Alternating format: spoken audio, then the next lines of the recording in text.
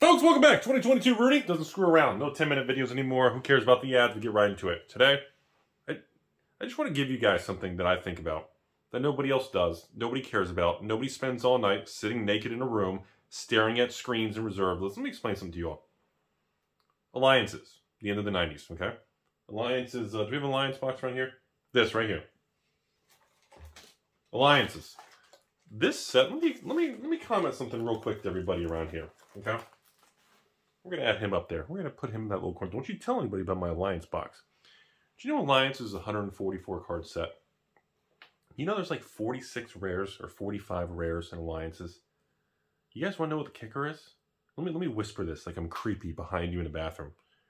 41 cards in Alliances are reserveless. Let me say that again. Alliances is a 145 card set. There's like 45 rares.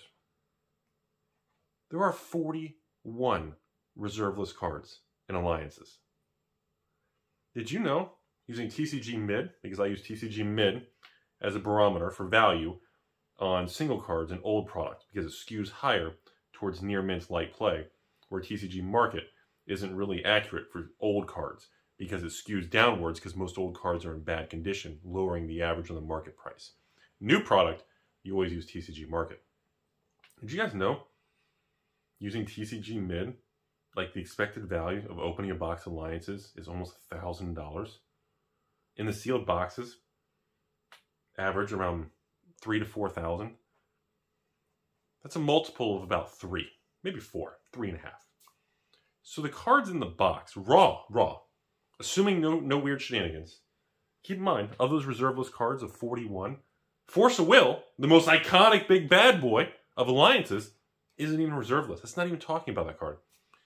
I've been thinking a lot about Alliances lately, and I've been wanting to make this video for a couple months, but I've been hesitant, and you know, Rudy pump and dump Alliances now, and whatever we're going to go with. We spun the wheel today, we landed on Alliances, so Rudy's going to pump Alliance. That's what we're going to go with. And it's really fascinating, because Urza Saga Legacy Destiny, the Wrath Cycle, Tempest, Stronghold, Weatherlight, Exodus, all this other stuff, they tend to trade, on average, around a 10x multiple of the expected value of the cards within the box using TCG Mid. And Alliances is the only one that trades around 3 to 4 times multiple. And I haven't understood why that is. I've talked to some people about it, and people say to me, well, Rudy, first of all, you're a Timmy and I hate you for manipulating the market. And I said, yeah, I know. Your stepsister says the same thing on Thursday nights. And I say, maybe it's because the quality of the reserveless cards aren't as desirable in Alliances compared to Stronghold or Urza's. Urza's reserveless cards are like, geez, overpowered OP, Urza broke. I mean, Wizards said, Urza Saga, even Mark Rosewater, dude, listen to his old stuff, was like, Urza Saga was the most broken OP set ever. Like, look at the history of this stuff. It's stupid. And, you know, obviously Stronghold has all these, you know, crazy Mox Diamond, Sliver Queens, all these other mid-tier reserveless cards. And, you know, Exodus is all these Survival of the Fittest and crazy Cities of Traders and all this crazy crap. You know, Alliances, Force of Will, what it's known for, isn't even reserveless. But what's been the most, like, shifting under the surface is, like, I was looking at a card called Ritual of the Machine. And the funny thing about that is this is a random card that I remember playing as a kid. I remember being terrible, but I remember somebody playing against me one time in the late 90s, early 2000s, and they used that card. It's sorcery speed, if I remember. I don't think it's instant speed. And they, like, sacked one of their own creatures and took over one of my creatures. But, of course, it had some trigger where, when his creature went to the graveyard, he had a benefit. So not only did he shift the power in the game by taking one of my creatures and putting it on his side, that's already a huge shift, because I lose defense, and he ups his offense. That's a double tap.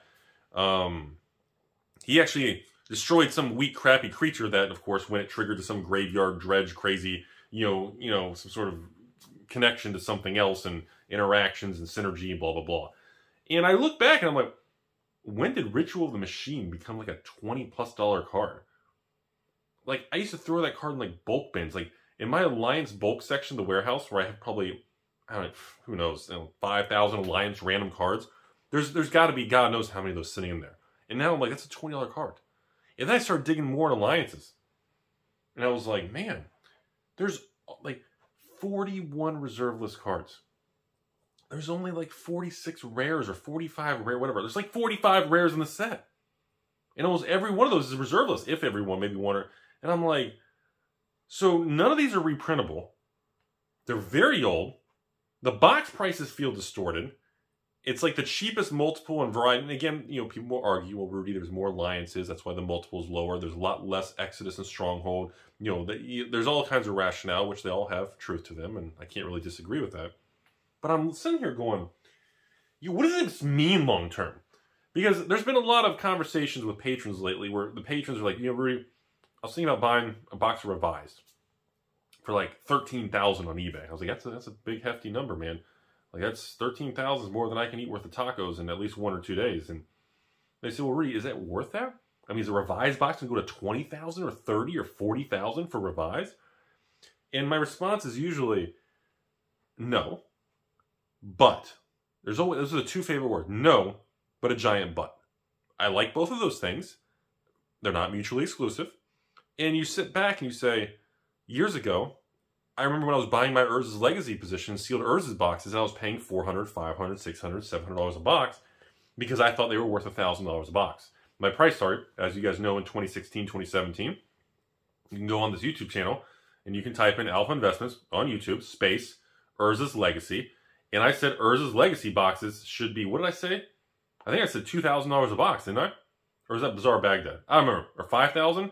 And now, all these prices that I thought they were worth are completely useless, and I was way off because it's gone way past that. It's gone past that moon. It got a ride in the Tesla, and now it's out there with some other galaxy with a bunch of aliens.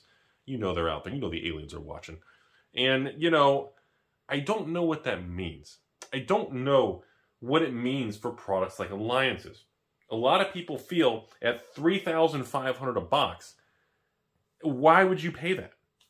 You're going to open the box and get a perfect box and get $1,000 or $1,500 worth of cards? Seems like a bad deal. You're going to draft it or have a good Friday night? You're going to do a box break on YouTube and just do a short-term flip to people buying each pack? You're going to open it and grade each of the 45 packs, right? Yeah, 45 packs? I was like, wait, not 60 packs. I think these were 12 cards per pack. Not quite the 8. I was like, yeah, 12 cards per pack, 45 packs. $2.45 a pack. $2.45 a pack. That brings back memories. And I remember thinking, I was like, the thing is, it's tough to mentally accept because we all have price memory of these boxes being cheap. But they're not cheap. They're not cheap for a reason. The market is valuing it for a reason. And, you know, you'll get the Timmies and the Pitchfork people with the tinfoil hats and the private message board groups and all this stuff. And, you know, it's just one investor selling back and forth to the same one. It's all fake. No one buy. You'll hear all the typical, kind of, I like to call the market noise and the chitter chatter of the American Ninja Warriors on the keyboards and everything. But I think there's a lot more to it. And I think there's a lot more players that understand that. I don't know if there really is a price cap. I don't know if even an Urza's box at $5,000 to $10,000 is deemed overpriced or underpriced. Because I deemed at $1,000, I remember I went through a 6-12 month phase when Urza's hit $1,000 where I said I'm never buying them again. They're too expensive. I'm never going to pay over $1,000 a box again for Urza's. I remember buying Weatherlight for many years, many years for that $300 to $400 range. And I remember starting to buy Weatherlight for $150, $200 bucks. And people made fun of me saying, Rudy, why are you buying Weatherlight? It's the worst set ever. And now, you know, people contact me, and depending how many boxes of Weatherlight, and depending, you know, I pay I'll buy Weatherlight for $1,500 to $2,000 a box, depending how many you have, and the condition, is it a case, is it a loose box, and I'm like, I'm paying almost $2,000 a box for Weatherlight? What? Like, you know, and there was a time that I remember thinking Weatherlight should be a $700 box, and I'm going to keep buying all the way up to $600 because I think it's worth it.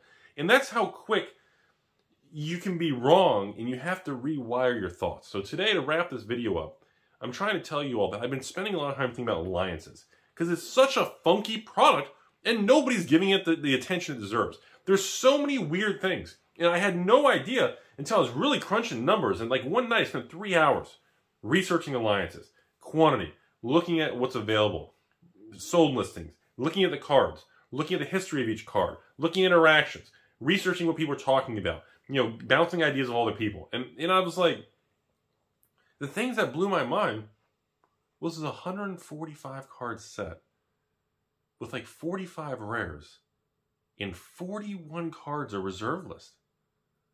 That's almost every single rare in the set is reserve list. And I for some reason, didn't feel like I knew that.